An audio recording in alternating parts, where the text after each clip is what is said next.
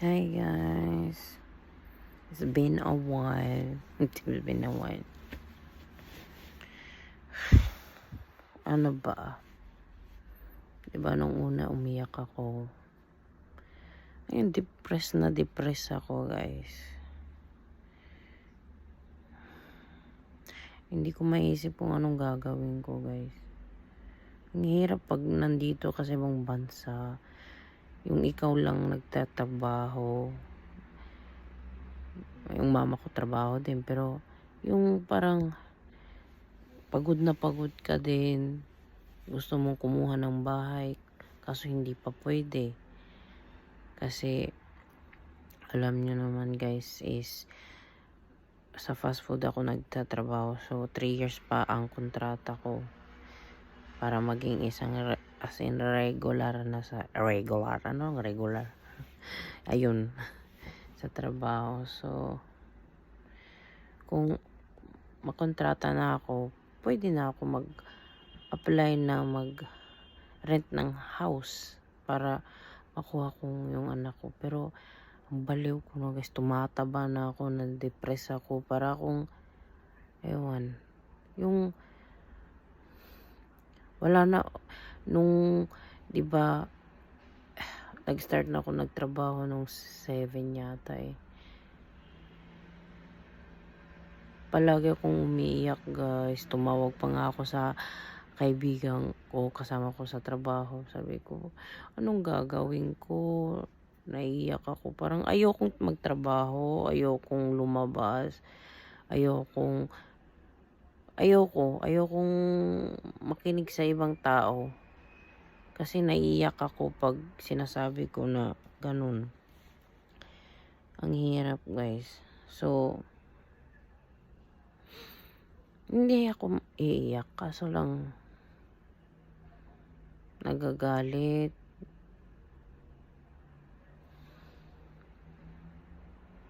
Depressed, ewan ko, stress ako guys. As in, nakikita ko sa katawan, lumalaki ako. I need to do something to myself na. Kaso hindi pa pwede kasi malapit na mag-August. Ang August dito sa Italy is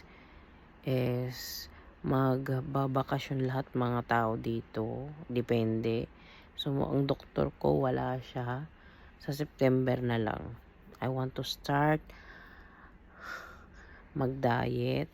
Tatanungin ko yung doktor ko. Kasi para din sa healthy ko, para din masaya din ako. Unahin ko na yung self ko. Kasi alam nyo naman guys, paghiwalay na ako sa partner ko. It's been 11 years kami. 11 years. Pero masaya at hindi. Sabihin natin, gulo. Pinili ko siya. Minahal ko siya. Pinatawad ko siya. Pero yun pa rin ang ginagawa niya. Parang yung anong tawag yan guys? Yung marupok. Charot. Pero ngayon guys, ayoko na. Pagod na ako. Sinabi ko sa kanya na kung nakikita niya tong video to, bahala na siya.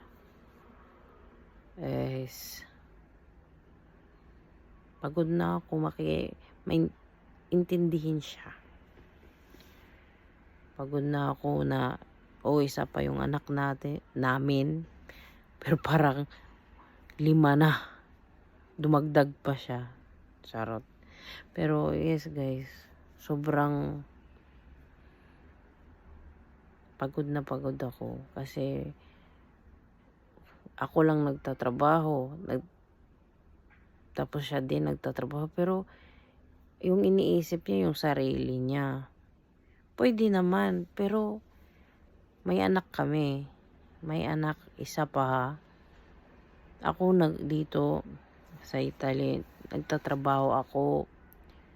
Gumigising ng madaling araw. Kung hindi tanghali. Yung trabaho ko kasi paiba ng shift. Shift? ano, shit. Yung oras dito sa work. So, may panggabi, may pangumaga, ganun, pang tanghali, depende sa nga sa bibigyan ng 1 oras ng amo ko. So, and yung trabaho ko is yun lang. Pagkatapos trabaho, uwi sa bahay, kakain, matulog. Tingnan nyo, nasa higaan. Hindi nga ilang buwan na yata. Joke. And yes po, nagpapadala din ako sa lola ko para sa anak ko din. Sa kanilang dalawa kasi siyang nagbabantay ngayon sa anak ko. Pero yung ex ko partner, kahit nag-start na siya nagtrabaho doon sa Manila, parang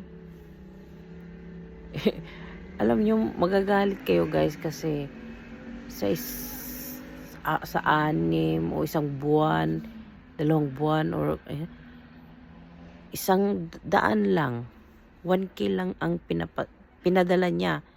Sabihin natin sa 1 buwan. Hindi the whole year, sabihin natin. Naintindihan niyo ba? Yung sabihin natin na ngayon, nagpadala siya. Maghintay ka na naman ng next year, sabihin.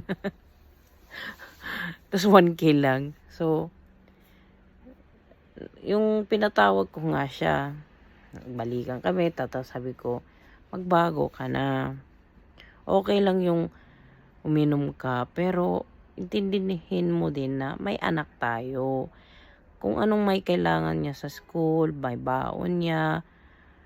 Kasi ako din nahihirapan kasi alam mo naman yung rent dito sa Italia, hindi naman free. So, magbabayad ka ng mas malaki dito. Pagkain mo pa. So, yes guys. Pagod na ako. Gusto ko lang kasi makita na isang tao na sumuporta din. Willing naman ako umintindi. Kaso lang, ayoko na. Ilang beses ko na siya pinatawad, pero yung parang ginagawa. Kung hindi alak, yung sa sugal, hindi sa sugal, mag-chat, hindi, ewan ko kung nag-chat ba sa iba, pero ewan ko lang.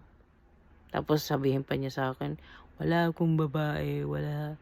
Sabi ko, bakit palagi mo yan sinasabi? Hindi nga ako nagsasalita. Diba? So, ayun lang guys. I want to talk to you.